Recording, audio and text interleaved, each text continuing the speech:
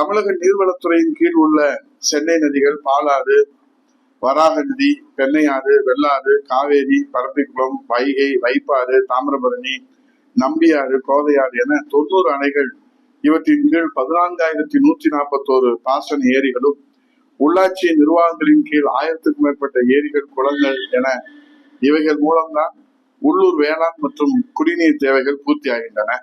தென்மேற்கு பருவமழை இயல்பு மழை அளவான 126.8 மில்லிமீட்டரை விட 14% குறைவாக 108.4 மில்லிமீட்டர் மழையளவு மட்டுமே பெய்துள்ளது.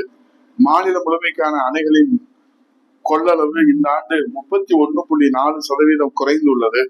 ஒட்டுமொத்த கொள்ளளவான 2,24,297 இப்போது வெறும் 70,439 குறைந்துள்ளது.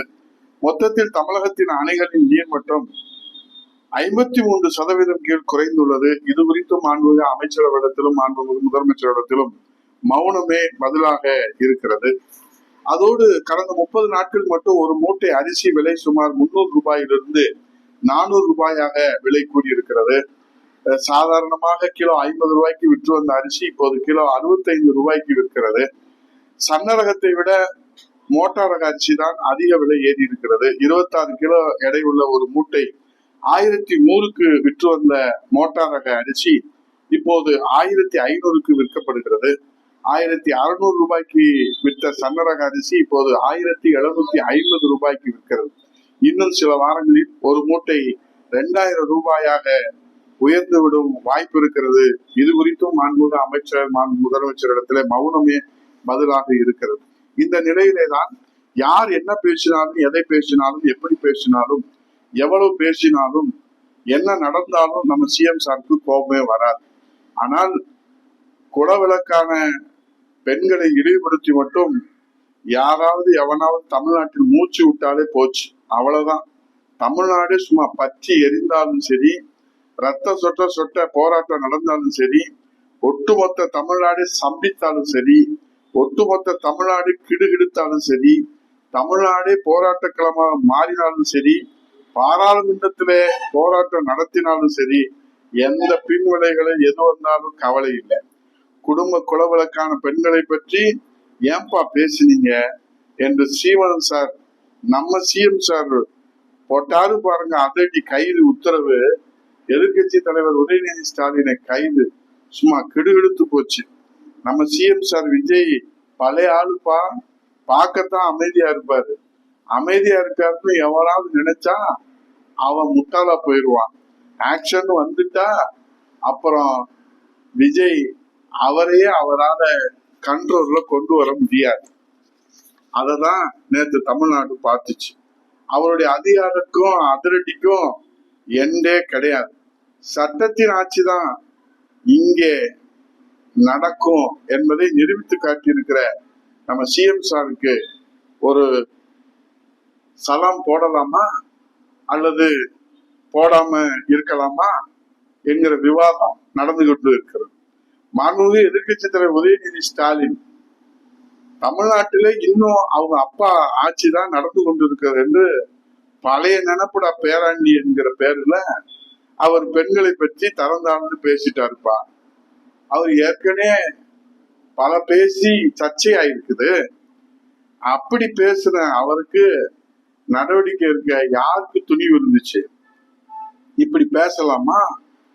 சிஎம் சார் விஜய்க்கு கோபம் வராது. கோபம் வந்துச்சுன்னா என்ன நடக்கும் என்பதுதான் நேற்று தமிழ்நாடு பார்த்துச்சு, இந்தியாவே பார்த்துச்சு. இது சும்மா சாம்பிள் தான், இது சும்மா ட்ரெய்லர் தான். எதிர்கட்சி தலைவர் உதயநிதி ஸ்டாலின் கைது நடவடிக்கை தமிழ்நாட்டை அதிர்ந்து பார்த்தது தெரியுமா? அவருக்கும் நாவடக்கம் இல்லை, இவருக்கும் அதிகார அடக்கம் இல்லை. மொத்தத்துல தமிழ்நாடு திண்டாடிச்சு. இதைத்தான் தமிழ்நாட்டு மக்கள் நேற்று பார்த்தாங்க. நமக்கு என்ன கேள்வி? இந்த தமிழ்நாட்டு மக்களுக்கு என்ன கவலை?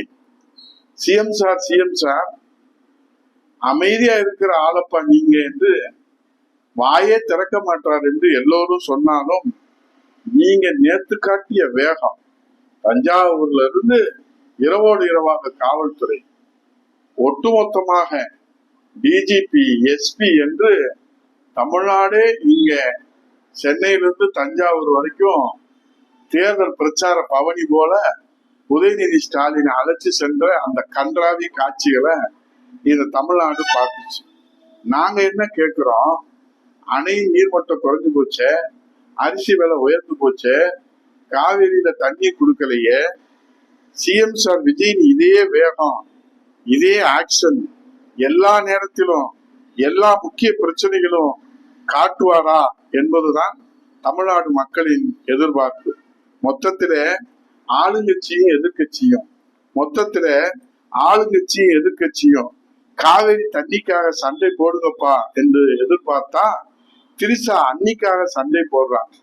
காவேரி தண்ணிக்காக சண்டை போட வேண்டிய ஆளுங்கட்சி எதிர்கட்சியும் குடும்ப குலவலுக்கு பெண்ணான திரிசா அன்னிக்காக சண்டை போடுறாங்க.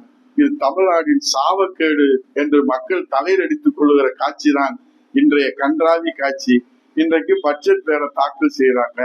பொறுத்திருந்து பார்ப்போம். நன்றி, வணக்கம். செய்திகளை உடனுக்குடன் தெரிந்து கொள்ள கீழ்கண்ட கேபிள் மற்றும் டிடிஹெச் நெட்வொர்க்குகளில் எம்நாடு செய்தி தொலைக்காட்சியை காணுங்கள். பாதகம் செய்பவரை கண்டால் நாம் பயம் கொள்ளலாகாது பாப்பா. மோதி மிதித்து விடு பாப்பா, அவர் முகத்தில் உமிழ்ந்து விடு பாப்பா. அண்மை செய்திகளை உடனுக்குடன் தெரிந்து கொள்ள இணைந்திருங்கள் எம்நாடு தொலைக்காட்சியுடன்.